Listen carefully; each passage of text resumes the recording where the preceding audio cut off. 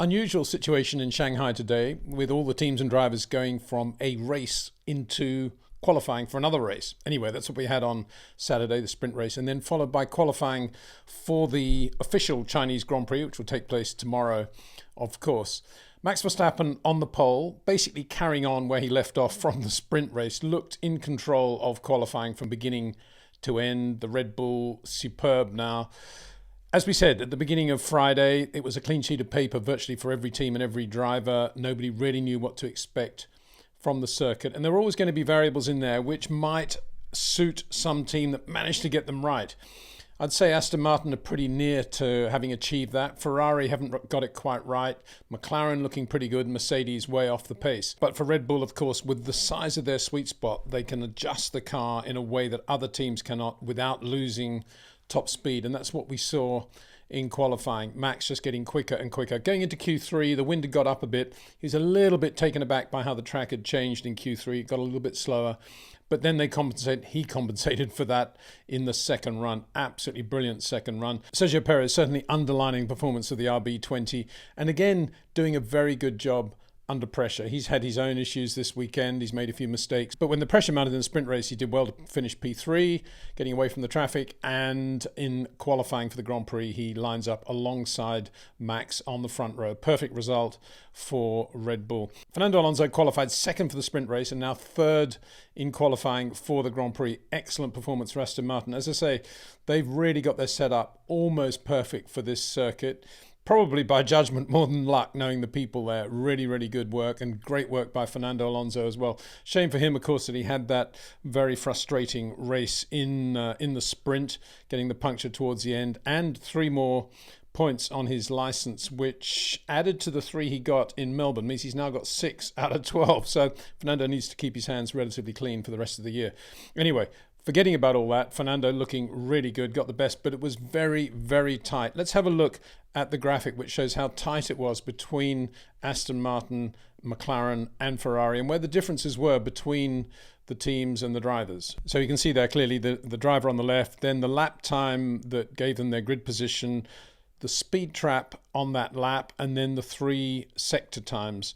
Makes interesting reading if you look at it closely. Max 33.6, Sergio Pérez 33.9. So in terms of the driver doing his job, 0.3 quicker, virtually the same through the speed trap, virtually the same through sector 1, Max slightly quicker sector 2. That's that sector that I've talked about a lot that contains turn 7. Really impressive corner. It is 170 miles an hour, as we talked about in the live stream, with Pirelli softs on and light load of fuel. Very impressive. And then Max carrying that through into sector 3, which is predominantly the back straight, but it's also that very technical section as they come out of the hairpin and then into that last corner, that last left-hander. Really, really important corner, obviously, in terms of getting that pace as they cross the start-finish line. Interesting to see both Max and Perez very disciplined in keeping the car absolutely to the right, parallel to the exit curb or the white line. There's no exit curb there as they go across the start-finish line, just to minimize any G going through the engine before they move it across. So yeah, really nice piece of work by Max. Got to say, it was really sector 2. That is the class sector for any driver, and that's where Max showed up over Sergio Pérez, not detracting from the job Pérez did today in the number 2 Red Bull.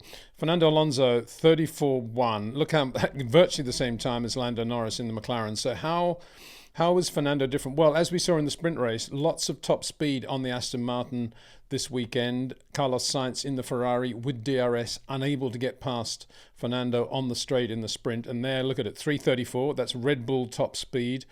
Lando Norris 330. Oscar Piastri 328. So a big difference between McLaren and Aston Martin in terms of top speed. That may be a problem for McLaren in the race tomorrow, even if they're in better shape in terms of tyre deg. Sector 1, virtually the same for all 3 drivers, if we include the 2 McLaren drivers with Fernando there. Second sector, interesting to see that Oscar Piastri was the quicker of the 3 drivers we're talking about at the moment through sector 2.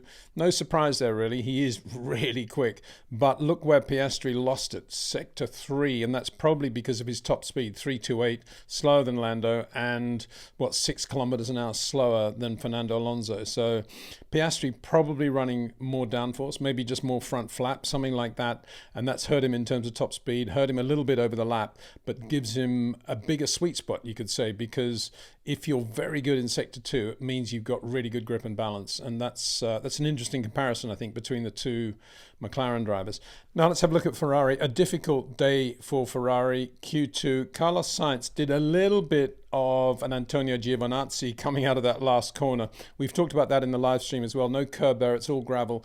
And the way Carlos drives, where he does load the car up more on exit than, say, a Max Verstappen or even a Charles who gets the car a little bit straighter mid-corner.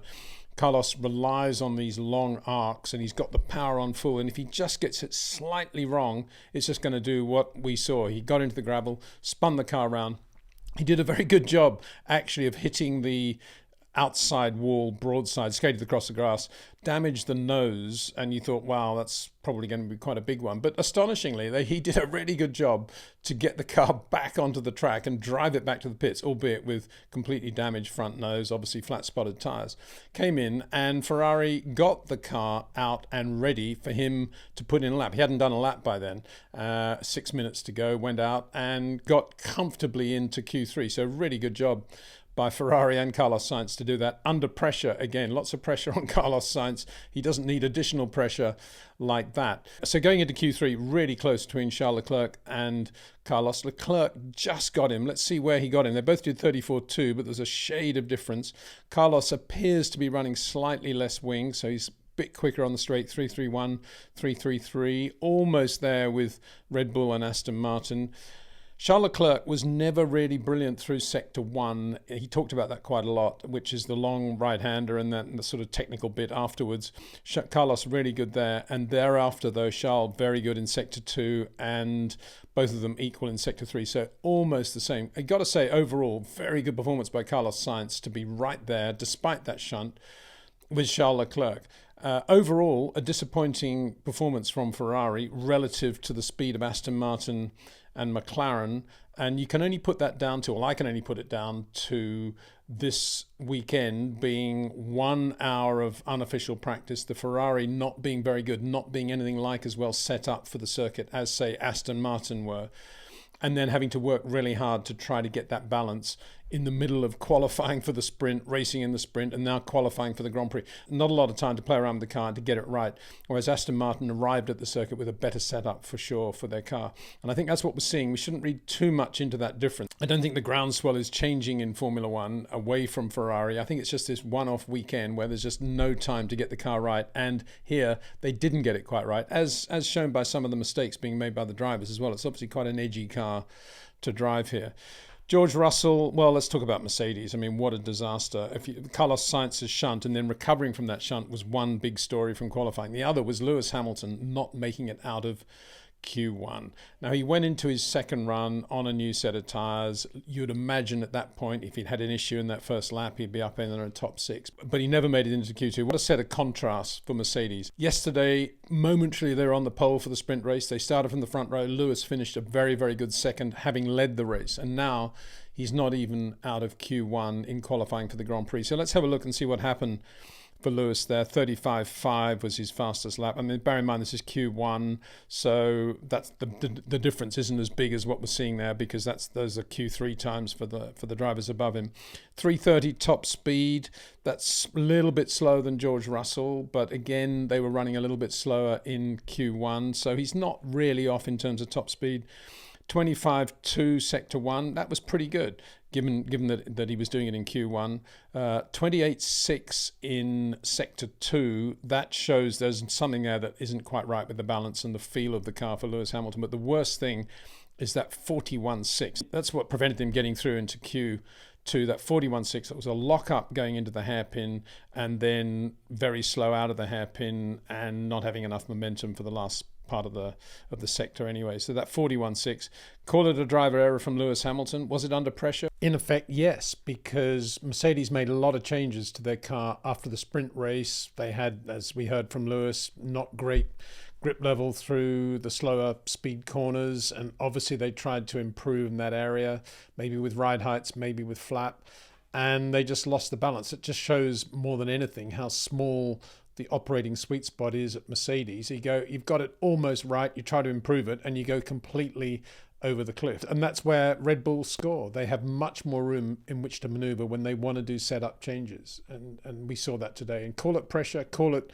the time frame of this Chinese Grand Prix, but it's enough for Lewis Hamilton to go from the front row of the grid effectively to the back of the grid in 24 hours. George Russell's performance did pretty well. I mean, he'll be buoyed by making it through to Q3, I guess. You know, where a Mercedes when making it to Q3 is actually a good thing for them. I mean, it's how things have changed is just ridiculous. 34.433 lap. I mean, that's well away from Ferrari.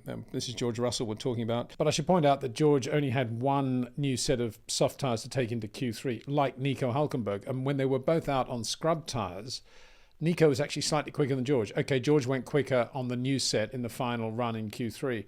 But that gives some indication, I think, of where Mercedes are at the moment. 333 top speed, very good top speed. I mean, you could argue from that, maybe they're not running enough downforce. Maybe they should be sort of, we've said this before, maybe they should be running sort of McLaren level of downforce and giving themselves more grip. 25.1, sector 1. Not brilliant. Sort of Charles Leclerc, who's not very happy with sector 1. 28.4 for George Russell in sector 2. Really quick corners, including turn 7. So that shows just underlying the grip and balance problems of the Mercedes. And 40.7 there or thereabouts in sector 3. No surprise there because they're pretty quick in a straight line. Nico Hülkenberg made it through to the top 10 for Haas Ferrari. We're continuing to praise that team. What a great job they've done. Going into 2024, right from the start, they've been competitive. And again, they got the setup more or less right for that car. Bear in mind that they're not a front-running team in terms of the data that they have on which to rely. They're doing an excellent job with setup, excellent job with execution. Nico Hülkenberg 34.6, so yeah, 2/10 away from George Russell from the factory Mercedes. Yeah, okay, fair enough. 3.36 in a straight line though. Look how quick. He was quickest of all in a straight line through the speed trap at the end of the back straight. Doesn't seem to be anything they can do about that. It seems that even if they add downforce, they're still really quick in a straight line, which suggests that maybe the car's not that aerodynamically efficient. No surprise there because, you know, it is a Haas, Dallara, Ferrari, not in any way being critical of them, but, you know, they don't have the resources of the big teams.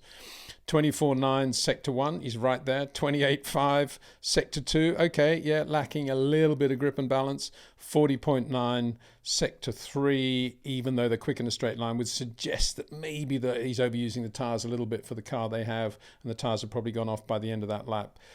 Finally, Valtteri Bottas. Excellent performance by Valtteri in the stake Sauber. Very professional job. Great to see them making Q3 34.6, virtually the same lap time as Nico Hülkenberg. 3.30 in a straight line. Yep, they've sacrificed some of their top speed to give themselves a little bit more downforce. That's the upgrades stepping in and coming into play.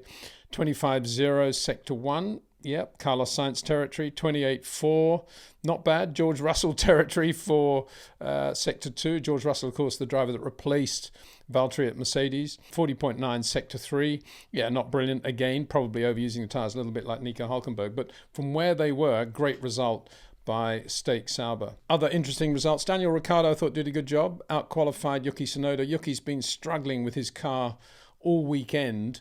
And as he came in at the end of Q1, not able to get into Q2, he said, you know, I drove a really good lap there and I can't believe that it's P19. There must be something wrong with this car. So maybe there is, maybe it's a chassis thing, who knows. But Daniel Ricciardo looking like Daniel Ricciardo, actually, doing a really good job with the engineers, working on little details and getting his car into Q2. So all credit to him. Guan Yu Zhou on this occasion didn't get out of Q1, but the fans still love him anyway. But both Alpines got into Q2. First time that's happened this year. So a little bit of progress there, but sunk without trace as Q2 headed towards the last few minutes going into Q3. So signs of promise at Alpine, but shouldn't get too excited just yet. Max Verstappen on the pole. Sergio Pérez protecting him, if you like, going into turn 1. Looks to be a walkover race for Red Bull. Don't despair. I'm sure it won't be boring. I'm sure there'll be lots of stuff going on. It's a difficult circuit over a full Grand Prix distance, and there will be incidents. There probably will be safety cars. So watch for all that. We'll see what happens tomorrow. Thanks for watching. Thanks to Jetcraft. Thanks to Pitbox.io. See you then.